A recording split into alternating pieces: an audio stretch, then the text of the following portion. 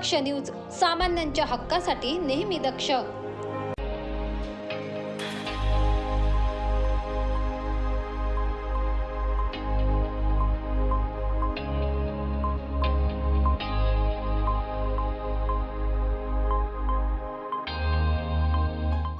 काही दिवसांपूर्वी सातपूर येथील गोवर्धन शिवारात फाशीच्या डोंगराजवळ एक अज्ञात मृतदेह आढळून आला होता.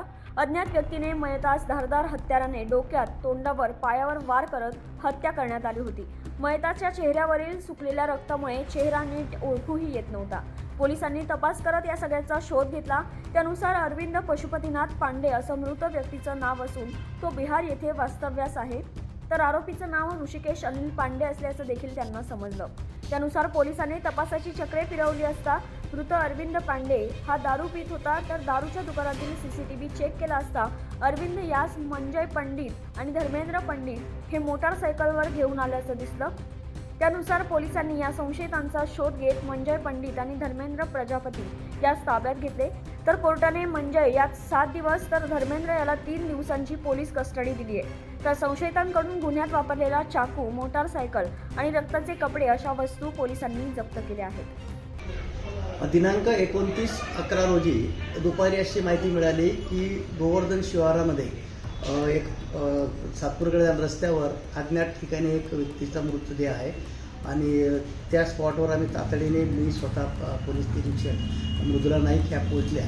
स्पॉटवर बघितल्यानंतर त्या ठिकाणी जी व्यक्ती होती, जी मृत पडलेली होती, चेहऱ्यावर पूर्णपणे त्याचं रक्त ढाकळलेलं होतं, मानेवर देखील त्या ठिकाणी रक्त होतं. अशा स्थितीमध्ये चेहरा देखील त्याचा ओळखू येत नसताना अज्ञात व्यक्तीचा कोणती अज्ञात व्यक्तीने केल्याची गोष्ट निष्पन्न झाल्याबरोबर आम्ही वरिष्ठ अधीक्षक आमचे माननीय श्री बाळासाहेब पाटील यांना आम्ही कळवलं की या ठिकाणी अज्ञात व्यक्तीचा खून झाला.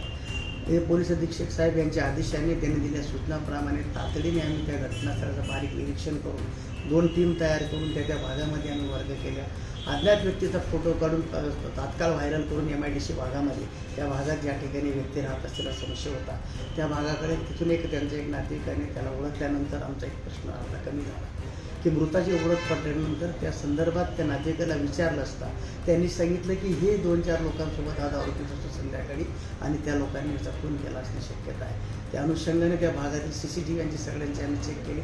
CCTVवर निष्पन्न झाल्यानंतर त्यातील 2 जे काही त्याचे मित्र होते की ते मित्रांचं नाव निष्पन्न घालून ते लोक बिहार राज्यातील असल्याचे निष्पन्न झाले आणि त्या लोकांचा शोध घेतला असता मोबाईल किंवा टावर याच्या पद्धतीने ते लोक त्या ठिकाणी निघून गेल्याची बाब निष्पन्न झाली. तातडीने बिहार राज्यामध्ये 3 पोलीस अधीक्षक यांच्या आदेशाने रवाना केल्या आणि तिथून एक आरोपीला अटक केली. दुसऱ्या आरोपीला आम्ही 6 तारखेला, एकाला 6 तारखेला अटक केली, दुसऱ्याला 11 तारखेला अटक केली.